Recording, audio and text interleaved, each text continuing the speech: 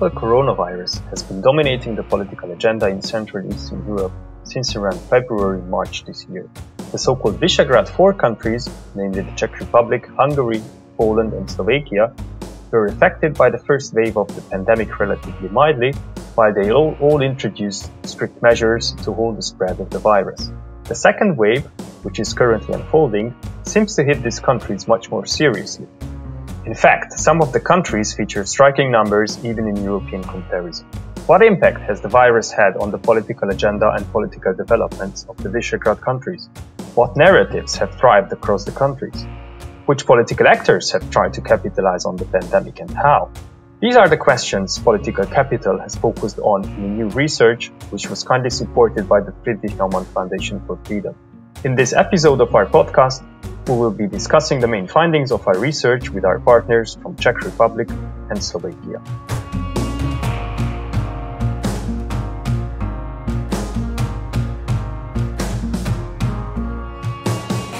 You are listening to the podcast of Political Capital Institute.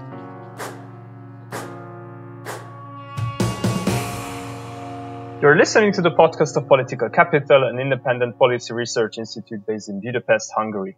Welcome to this episode. My name is Bulcsú Hunyadi and I'm a senior analyst with Political Capital. Together with my colleague Kata Bálint, we will be hosting today's episode. Kata, would you also greet our listeners, please? Hello, everyone, and thanks for listening. And we also have two guests with us today, two out of our three partners who supported us in the research with insights into national development. A very warm welcome to you, Máca and Grigorij Mesežnikov. Roman is an analyst with the Institute for Politics and Society and is joining us from Prague, the Czech Republic. Hello from Prague. And Grigorij is president of the Institute for Public Affairs and is joining us from Bratislava, Slovakia. Hi from Bratislava. Unfortunately, our third partner, the Polish partner, the Institute of Social Safety, cannot be represented in our discussion today. So let's start our discussion with presenting the main findings of our research. Kata, could you please briefly introduce the main narratives which we have identified across the four countries? Yes, I will briefly present the narratives that we have identified without explaining in what way they were present in the different countries, as the discussion will lead to that. So I will start with the first narrative that was quite prominent during the first wave of the coronavirus, which is that the Western democracies and the European Union failed to deal with the situation that the virus has posed, which essentially sort of leads to the conclusion that the EU is inefficient and a weak organization that cannot deal with such situations. Within this line of argumentation, we can also see that this idea of Western democracies generally failing in responding to such situations, as well as sort of the model of democracy being incompetent, is there. Connected to this narrative, there's also this idea that the Eastern countries, and particularly Russia and China, dealt a lot better with the virus generally and provided sufficient help for the member states of the EU, which also means that sort of the political system, authoritarianism with a strong leader and with an obedient citizenry, is generally better at handling the situation and therefore is a superior system to democracy. Another prominent narrative that we have identified is that the pandemic is a tool of global control. And under this narrative, we can see that sort of the virus has been created purposefully, so it is a man-made virus. Most notably, in most narratives, it was created in laboratories, and it was done in order to dismantle certain freedoms of the population. And it's interesting to see that there are different sort of actors, different institutions behind the narrative, depending on who's promoting the certain narrative. But in every case, they seek to gain control, political or financial power. Connected again to this narrative is the anti-vaccine narrative, where we see that the pharmaceutical industry is behind the coronavirus and the spreading of the virus. And again, there's this sort of idea that is either to gain profit from it or to control the population with, for example, nanochips. In a number of countries, the anti-migrant narrative has also appeared, which is essentially saying that migrants are a serious threat to public health because they bring in the virus to the member states as well as the European Union, and so therefore migration should be stopped. We have also seen in a number of cases that there is this relativization of the pandemic, which means that the argument is essentially that the pandemic is not really happening, and whether it is happening is not really a pandemic itself, it's just a virus because there's not enough fatalities as of now, and that other illnesses take a lot more lives. And also there's sort of this argument within this narrative. There are fewer deaths generally all across the world because of lockdowns and so on. And the last narrative I want to present right now is the anti-opposition narrative, which sort of holds opposition parties and opposition politicians to account about hindering the successful protection of the people. This is also about politicians, parties, and opposition-led municipalities. These were essentially the main narratives that we have identified during our research in the first wave. And I'll give the word back to Polčo. Yes. Thank you. That's great. Like there is a kind of anti-Western narrative, the narrative that the pandemic is a tool of global control, that there's an anti-vaccine narrative, and there is an anti-migrant narrative, and there's an anti-opposition narrative. And some also say that the pandemic is actually not happening. So these are the main narratives that have been prevalent across the countries. But let's look at like what's happening in each of the countries. Let's start with the Czech Republic, Roman. Which are the narratives which have been the most prevalent in the Czech Republic from all these narratives which Kata just mentioned? I think everything what was said is also valid for the Czech Republic, yeah. But I'm not sure about this like narrative or stories or the pandemic is used against position.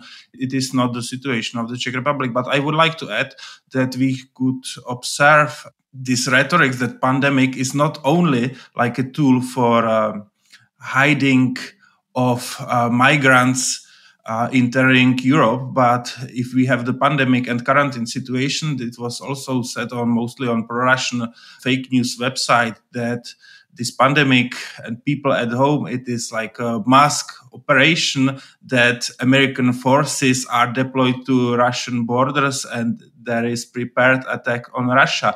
And during the first wave, especially in April and May, we could observe many fake news about connection of the coronavirus and 5G networks. Yeah, that there was said that coronavirus is spread by this 5G technology, which is not true.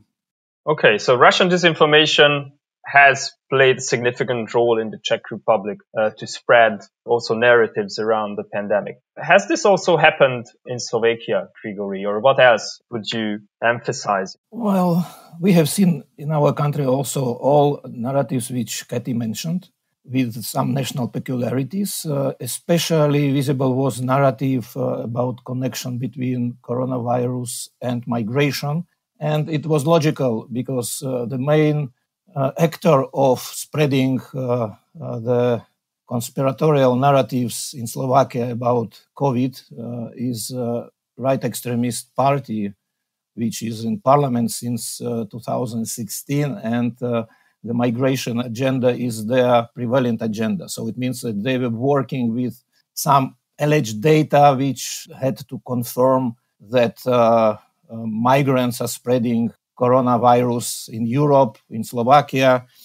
Generally speaking, if we are comparing situation in the first wave and the second wave, we will speak about second wave separately. But interesting phenomenon is, and maybe it's not only for Slovakia, but for other countries of V4, that during the first wave, at least in Slovakia, it was a predominance or prevalence of socio-political narratives over the narratives about, let's say, proper way how to resist to virus, how to implement therapy, how to make a prevention. If in the first wave, these were these narratives which Katie mentioned, maybe with special emphasis to the role of United States, for example, negative role of United States, this global control, but I mean, from what country this global control is coming? Of course, from United States, not from China, let's say.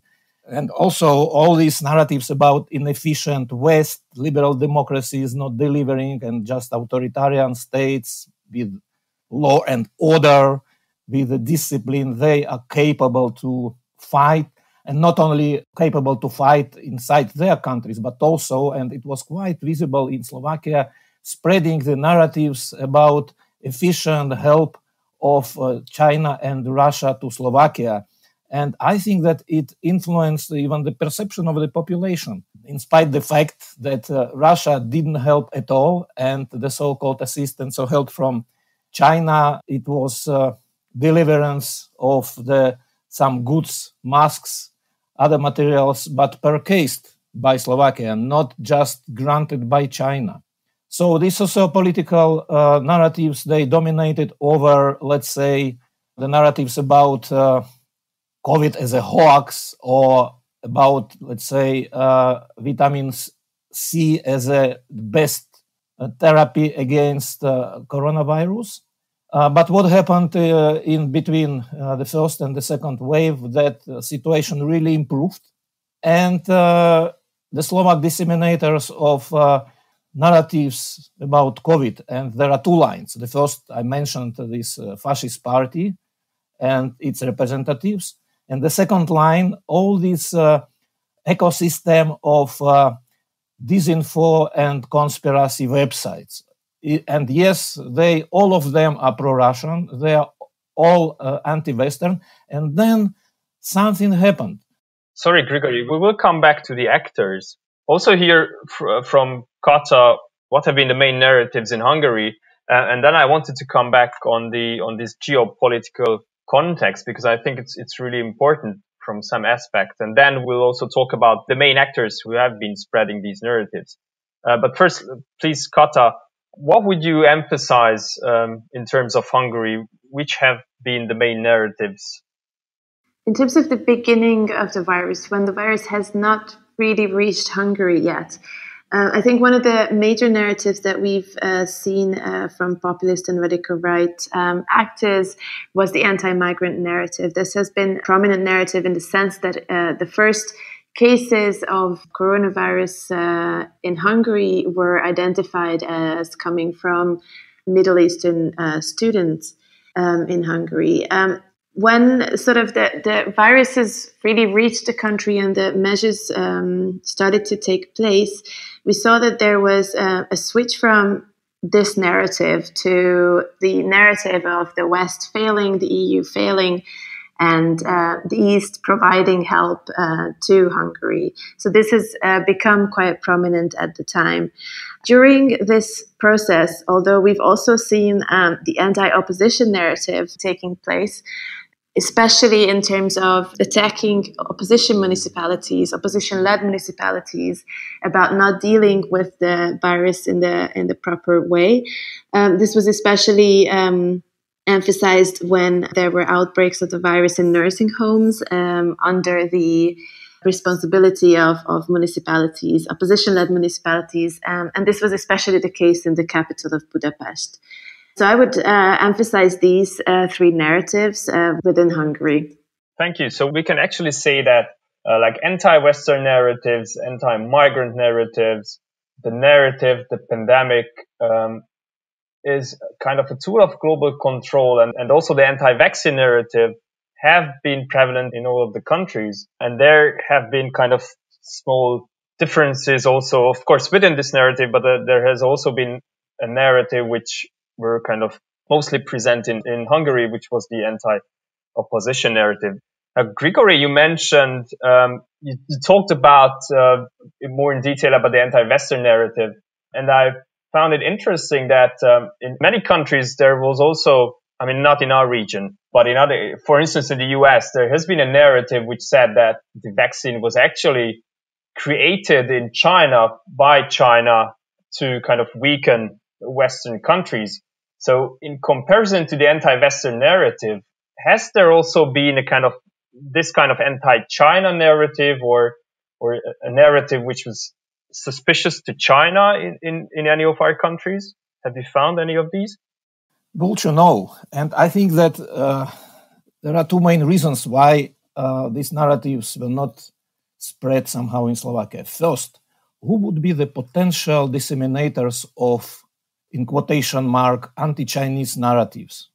The liberal circles, people with critical attitude to China, but at the same time, these people criticizing the policy of China and Chinese approach to the pandemic. I mean, they are not disseminator of conspiratorial discourse.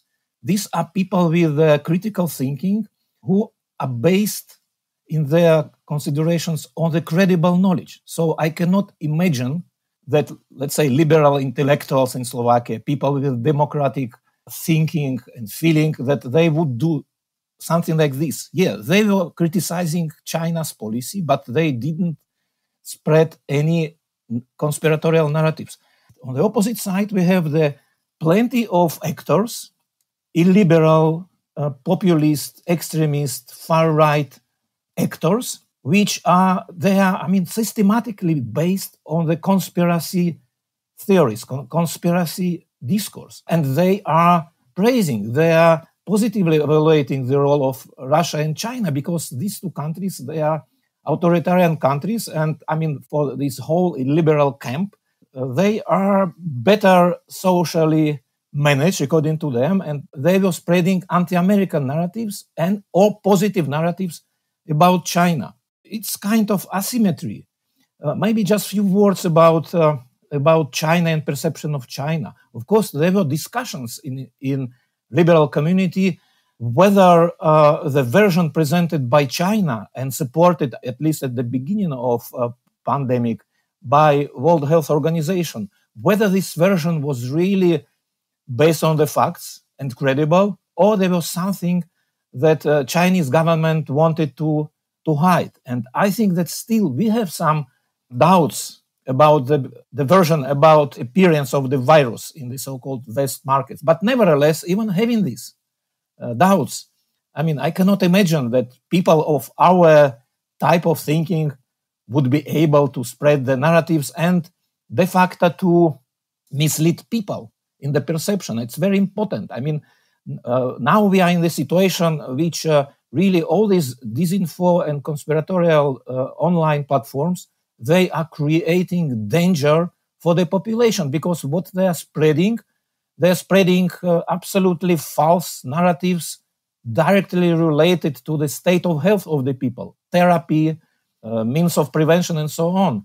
And and what I tried also to emphasize in my contribution, that there are two main lines of interpretation of the situation. The credible knowledge and these conspiracy theories. And I think if Corona crisis really was, let's say, at least good for something, it showed the division between those who really want to help the population and those who are harming population. Thank you, Grigorij, for these clear words, which actually could lead us over to speaking about the political actors who have spread the narratives. But before doing that, I wanted to just ask Roman and Kata whether you want to add anything on my previous question.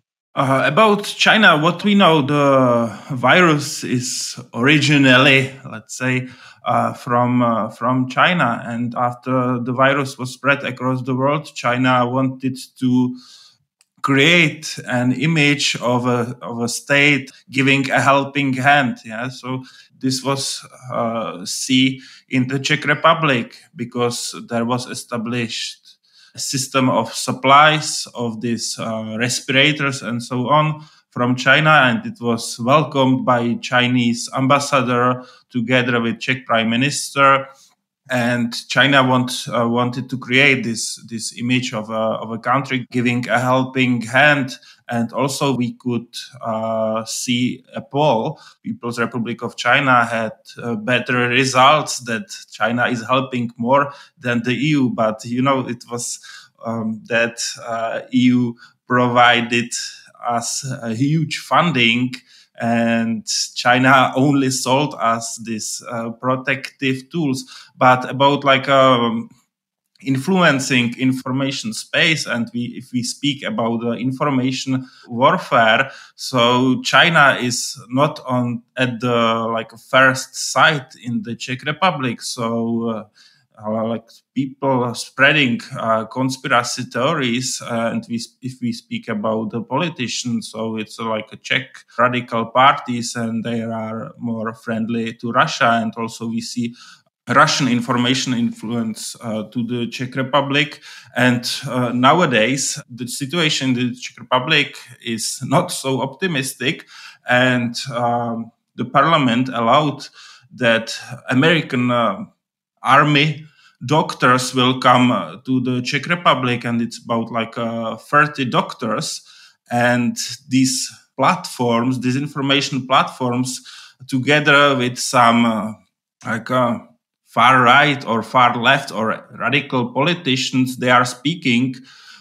It is like an military occupation of the Czech Republic. And it's a paradox that the same people or same platform who are saying that it is occupation, they are celebrating help of our brothers from Soviet Union in the year 1968. So it's a kind of paradox. Yeah? And we could observe it also when the Russian military contingent was sent to Italy in the spring.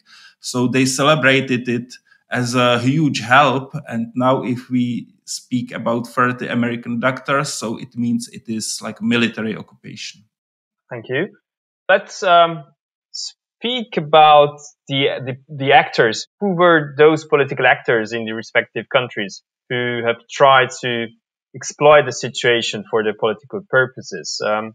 You have mentioned, in terms of Slovakia, also in Czech Republic, right-wing extremist, radical right actors who have spread narratives, like conspiracy theory narratives with relation to the pandemic. Which actors specifically have spread which narratives, and have there been any kind of differences between mainstream actors and fringe actors of the political spectrum? What has been the situation in Slovakia, Grigorij? Well, as I already mentioned, we have the main actor of far-right politics, discourse, and the whole conspiratorial agenda, right-wing extremist party, People's Party of Slovakia, led by Marian Kotleba. This party is in the parliament since 2016. In the last elections, they were re-elected in the parliament. By the way, it's also a very important moment that the spreading of coronavirus in Europe coincided in time with the campaign to elections, parliamentary elections. And this campaign de facto occupied the public space during the first 2 months in this year. So the topic was de facto non-existent before elections, and only after the elections. The country not only started to do something, and fortunately these restricting measures were introduced quite fast, but also about debate. I mean, it's not only doing some measures, but debates about these measures. And of course, this extremist party immediately was involved in this debate, starting to spread their illiberal, I would say, toxic narratives. So their representatives in the parliament, Kotleba himself, and also their MEP, so their representative in European Parliament, Milan Uhrik, they were two the most active actors. Sometimes almost every day they posted either some posts, written posts to Facebook, or video posts to YouTube. Marian Kotleba is known Slovak YouTuber, and definitely it was absolutely clear that they wanted to increase their support. Fortunately, it didn't happen. And I think that, again, it's also something which maybe was good in the situation in which this really extremist, illiberal, very nationalist, anti-Semitic, anti-Western party tried to use the situation. They even organized quite recently the violent manifestation in front of the office of the government, but they failed. Their rating is still 8-9%, so they are not increasing their support, which is good. But of course, what they are doing, how they are potentially harming the health of the citizens, it's really absolutely scandalous. So this actor is the main, political actor, and then also there are some people, maybe even not in the extreme right scene, but paradoxically, one guy who is today one of the leading persons in Smer party, which was ruling party before elections, Ľuboš Blaha, who is a well-known self-left declared politician, which is feeding conspiratorial discourse no less, in quotation mark, efficiently than right-wing extremists. And what is typical for him, he is anti-American, and the whole discourse about global control or plot of globalists, he is developing this discourse specifically focused on United States. So all steps done by United States in fight against Corona, or any doings, any deeds of Americans concerning this agenda immediately are accompanied by his very, I would say, virulent anti-American propaganda.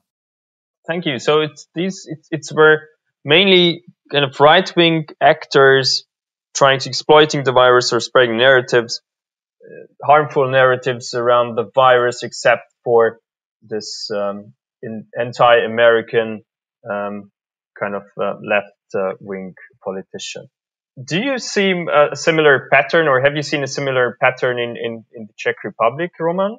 Oh yeah, the major actor spreading disinformation about the pandemic in the Czech Republic is a party, Freedom and Direct Democracy, chaired by Tomio Okamura. Yeah? And this party is against migration and multiculturalism, and it can be something similar to German AfD or these movements of Marine Le Pen or Matteo Salvini and so on. And it's also paradox that this Czech party against migrants and multiculturalism is chaired by semi-Czech Japanese Tomio Okamura, who was born in Tokyo. So it is one more Czech paradox. Yeah? But they don't go into deep conspiracies that the virus was founded or created by Bill Gates in a secret laboratories and so on. They use the pandemic situation to criticize the European Union, that EU did not help us, and they are calling for Czechzit, which is like a Czech version of Brexit, simply exiting the EU. So they use the pandemic to criticize the West and liberal democracy. Also, they are strongly against migration, mostly from Africa and Middle East. So it is also the topic. And in the parliament, we have also Communist Party of Bohemia and Moravia, and they change their rhetorics. And it is communist evergreen that the West is ending, that the West is on his knees, and we can only survive with Eastern authoritarian regimes as in China or in Russia. And if we go into deep conspiracies about vaccination and Bill Gates, Soros, and some secret societies and so on, we have a lot of tens of marginal radical and extremist parties and movements. When they don't have such a strong voice during the elections and their results are very weak, but their rhetorics, and they have quite a strong voice on the social networks. So they are also spreading this hardcore conspiracy theories. Thank you. So in the Czech Republic, there has been a kind of overlap between the far right and the far left in terms of these pro-Eastern, pro-authoritarian narratives. That's really interesting. And Kata, what have you seen in Hungary? What have you found in Hungary in terms of political actors spreading narratives and exploiting the virus? So in Hungary, what we've seen is that the government was in the forefront of spreading most of the narratives that we have discussed previously, and especially the ones that I highlighted, such as the anti-Western narrative and pro-Eastern narrative, as well as the anti-migrant narrative and the anti-opposition narrative. So what we see is that the government has played a crucial role in spreading these sort of messages and setting the agenda with that as well. We also see that in terms of fringe actors and far-right actors, there's been quite a lot of support for these narratives. We have a party in Hungary called Mi Hazánk, Our Homeland, that was quite prominent in the sense that they've been peddling this sort of idea that there's someone behind the virus itself. So this conspiratorial element that Grigorij and Roman has also talked about. So we have seen that they've been quite in the forefront of peddling that narrative itself. But we also see that other far-right movements and actors also have been instrumental in spreading such narratives. What's interesting, on the other hand, is that from our report, from our study, we see that there is a difference between sort of Poland and Hungary, and also the Czech Republic and Slovakia in terms of the actors who promote these messages, in the sense that in Poland and Hungary we see that these narratives have become mainstreamed mostly by politicians, people in power, for example, the government as well. And while in Slovakia and the Czech Republic, we see that it's mostly fringe actors and not so much the government that promotes such narratives. Well, thank you. That's really interesting then, this kind of difference between the Czech Republic, Slovakia on the one hand and Poland and Hungary on the other hand. And that actually also touches upon a question which I wanted to ask. We have seen that what Kata just mentioned, that the anti-opposition narrative has been mainly prevalent in Hungary, while it hasn't really been there in Slovakia and the Czech Republic. Do you, Grigorij and Roman, do you have any ideas or any explanation why this kind of anti-opposition narrative hasn't been spread in your countries? It's connected with the configuration of political scene in Slovakia after the elections. And of course, also with relations and main topics in the confrontation between the current government and opposition. First, we have now the government, which is formed by quite heterogeneous, I would say, community of parties, but all of these parties, they are not based on the conspiracy theories. So they are more or less mainstream. Some of them are programmatic parties, some of them are soft populist parties, but they're not using this method of spreading the narratives. So it's the first moment. The second moment, relations between the current government and the opposition. Now we have in the opposition de facto three actors, formally two parliamentarian parties, but one parliamentarian party is split into two. So we have Smer, which is the former ruling party. Then we have Hlas, which is Voice in Slovak. And then we have these fascists. But concerning the COVID, the government is focused on taking some measures. Some of these measures, restrictive measures, economic. We had almost full lockdown during the first wave. It was really very damaging for economy. But they are doing something. They are presenting their activities based on normal, credible knowledge, information, concepts. And then we have this opposition, which is very, very heterogeneous. And they are tending to conspiracies.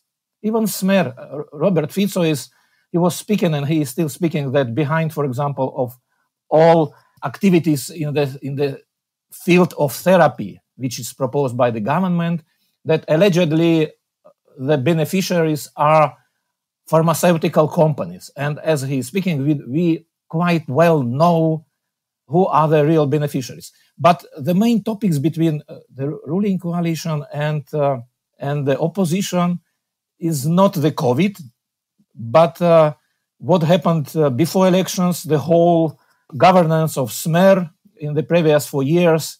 Probably you heard that now we are passing through a process of, I would say, even cadre purges, but well substantiated and justified in judiciary. So every day we are reading information about new judges which are detained.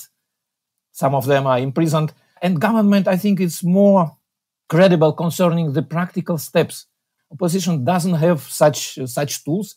So, and then they are spreading, of course, very harmful narratives, but somehow the space for anti-opposition narratives on the base on relations to COVID is not suitable for the ruling coalition.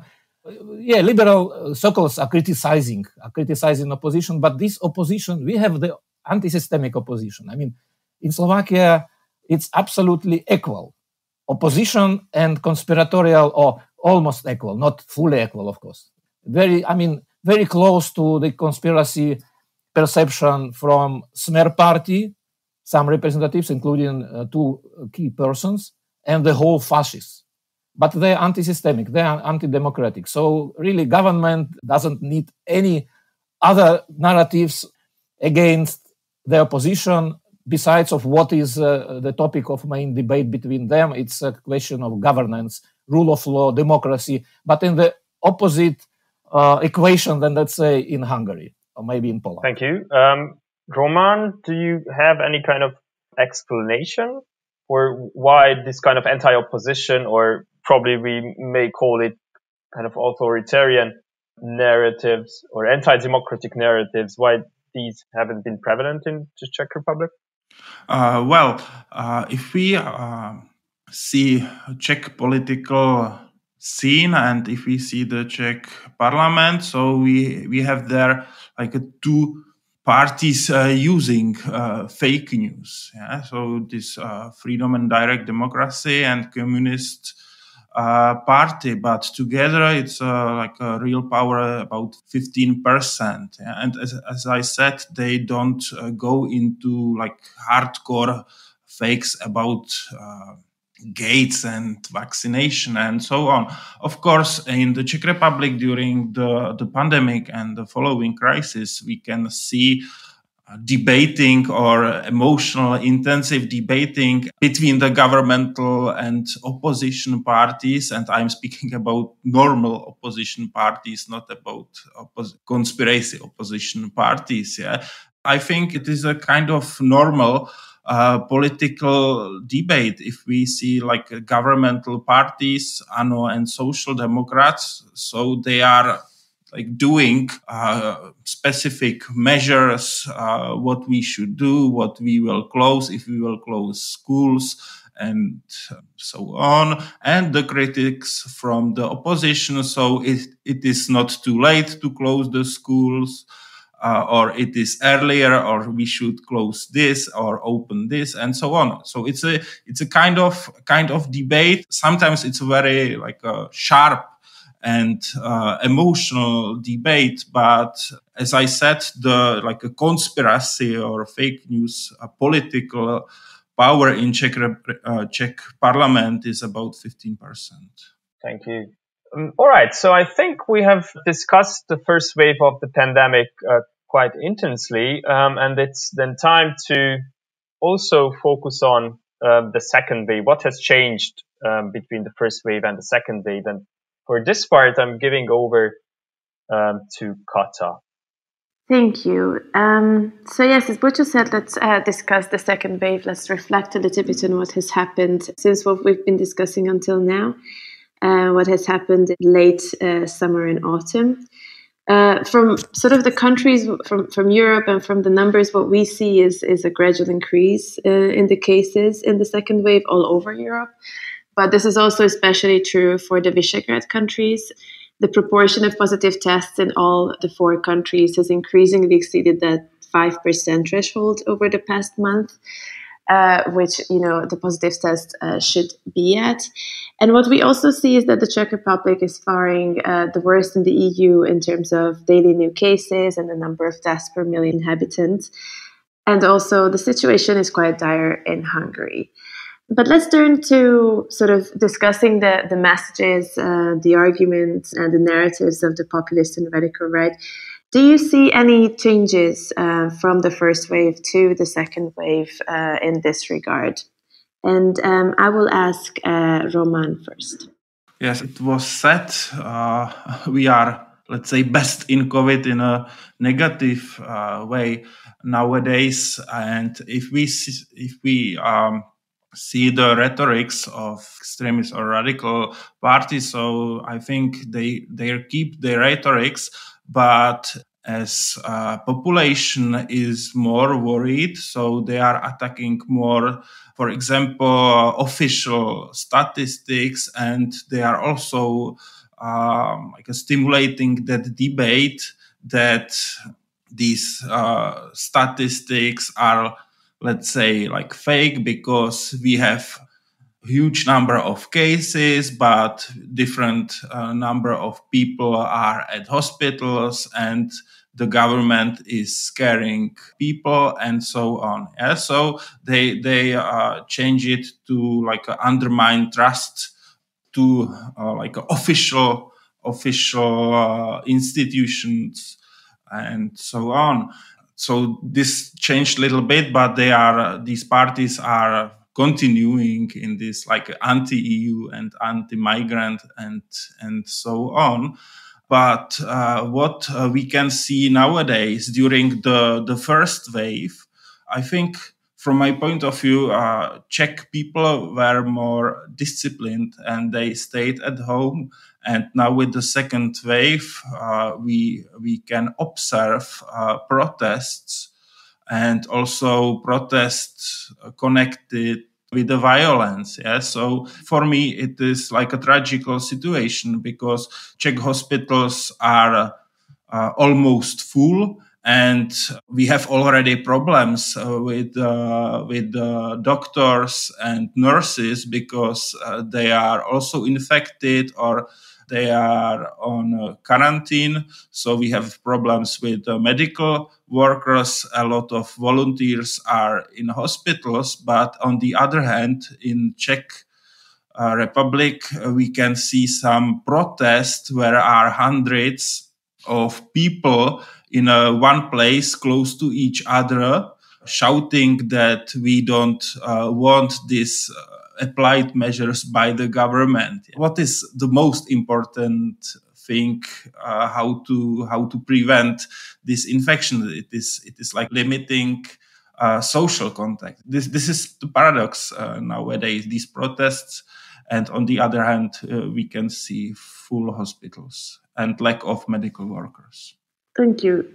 So what we see then in the Czech Republic, as you said, that the main narratives remained more or less the same, but there's also this sort of statistics skepticism to undermine trust in the authorities and in official institutions, as well as violent protests have erupted in the Czech Republic. Do you have anything else to add, Roman?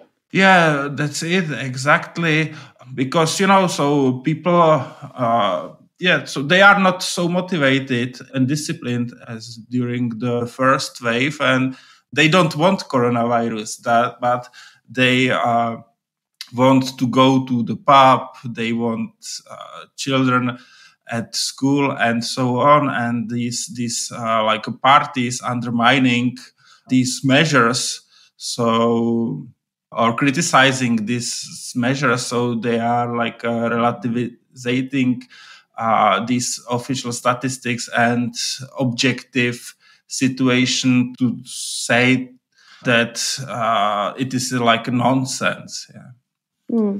Okay, thank you. How do you see the situation in Slovakia, Grigorij? Do you see similarities to the Czech Republic, or? Well, Kati, there are some signs of similarities, but also differences between us. Otherwise, according to epidemiologists, we are more or less following the line which Czech Republic passed 3 weeks ago, but we will see. Now we are preparing for the total testing of the population. I will speak a bit about this a few seconds later, but just what really changed.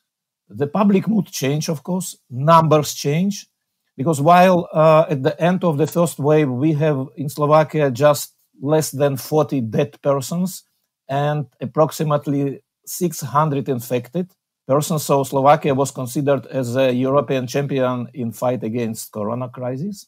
Then during the summer, I think that all these restricting measures, they were relaxed. So people, as Roman also described situation in the Czech Republic, people just enjoyed the freedom, somehow forgot about the virus as such. Hundreds of thousands of people were traveling, some of them abroad, of course, inside Slovakia. So it means that people were not enough cautious, but there are some objective factors that, it's autumn, colder weather, rainy, and so on and so on. So population somehow changed the mood to better during the summer, and now we can feel kind of depression among the people. Still, concerning the numbers, we have, I checked today the statistics, we have still 184 dead persons, 184, so not 1,000, just hundreds, but we have almost 50,000 infected persons. So the dynamism, of course, is very disturbing. And as I said, the government is preparing the total testing of the adult population. The first 4 districts were tested with quite, good organization and good results. And during this weekend, we are going to test ourselves during 2 days, in Sunday and Saturday. And of course, this situation, the preparation to testing, the whole agenda in the last weeks was about means of testing, vaccination, the way of therapy. And somehow, in the last several weeks, the focus of these conspiracy actors somehow changed in favor of this, in quotation mark, therapeutical ways. So whether the test is, and it's really spread the narrative that test is a first wave of cheating the population. So not only vaccination, but that this testing can be just the way how to cheat the population. Then there are some crazy ideas, by the way, supported by the former chairman of Slovak National Party. They are not anymore in the parliament, Andrej Danko, who demanded government to present him the precise information who is now in possession of biological material of the tested persons, because the DNA, according to him, can be stolen and misused, which is, crazy idea, absolutely crazy idea. Then this fascist party used the situation and, of course, kind of, maybe not the disagreement, but disappointment of people that they have to wear masks and abide all these rules. And now they are presenting themselves as a fighter for freedom. So for them now, this struggle against mask, struggle against social distancing symbolizes the fight for freedom, and they organize, as I already mentioned, and Roman speaking about Prague event in front of the Slovak office of the government, the fascist party with some supporters of these conspiracy theories, probably a few thousand of people, organized quite violent rally, and police had to disperse them because they wanted to storm the government. So, these changes indicate that these far-right extremists and conspiracy outlets, they are adjusting their tactics. So they're using the situation in order to implement some more, from their point of view, relevant narratives. But quite interesting thing is that Marian Kotleba himself, he spread the narrative that COVID is more or less hoax unless he was positively tested. And it's all, I'm not, of course, glad that, some people are positively tested and they are infected, and I do not wish them to suffer. But quite symptomatically, this party denied the COVIDs, and now the half of their caucus in the parliament are also positively tested because they were communicating with Marian Kotleba, who was positively tested, infected as a first, and now they became the victim of their own false narrative. Okay, thank you so much. So what we see then in Slovakia is the spread of new waves, new directions of conspiracy theories, as well as virus skepticism becoming more prominent. Before we end our podcast, Bulcu, can you please tell us how that is in Hungary? What's been happening in Hungary in terms of the narratives of the populist and radical Yeah, so right? I think the case in Hungary it's to some aspect similar to the Czech Republic and Slovakia. So due to the kind of mild effect of the virus during the first wave, I think kind of the skepticism about the virus has increased in the spring, but then also later during summer. And we also had a kind of demonstration against measures that against kind of how the pandemic is treated and how people think of the virus. So we had a demonstration in September in Budapest, but it hasn't really attracted many people.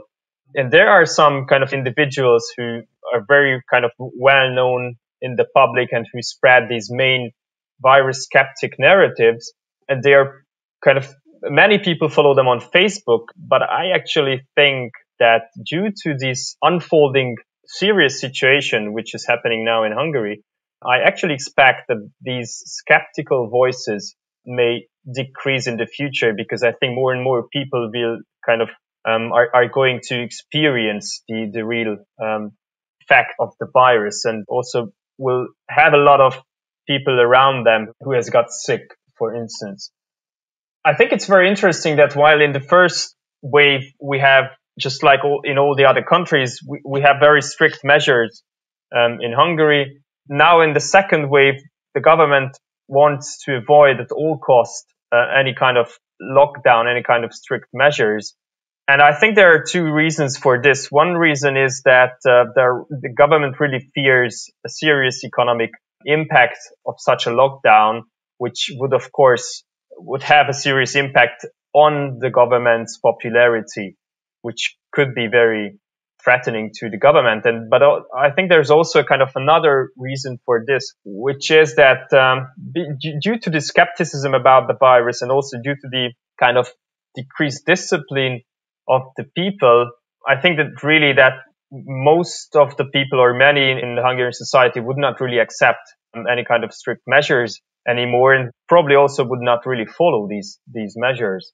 In terms of narrative, I think it's important to say that due to the fact that the virus is not a kind of symbolic agenda point anymore, but it's something which is really happening in Hungary, due to the fact all these kind of, or most of these conspiratorial narratives, which were spread also by the government at the beginning in February and March, that kind of the anti-EU narrative, the anti-Western narrative, the anti-migrant narratives, most of these narratives have actually disappeared and they're not used anymore by the government. What has prevailed to some extent is the anti-opposition narrative. So the government still tries to use the virus and the pandemic for its anti-democratic purposes, to discredit the opposition, and of course to gain more popularity and more control in the Hungarian society.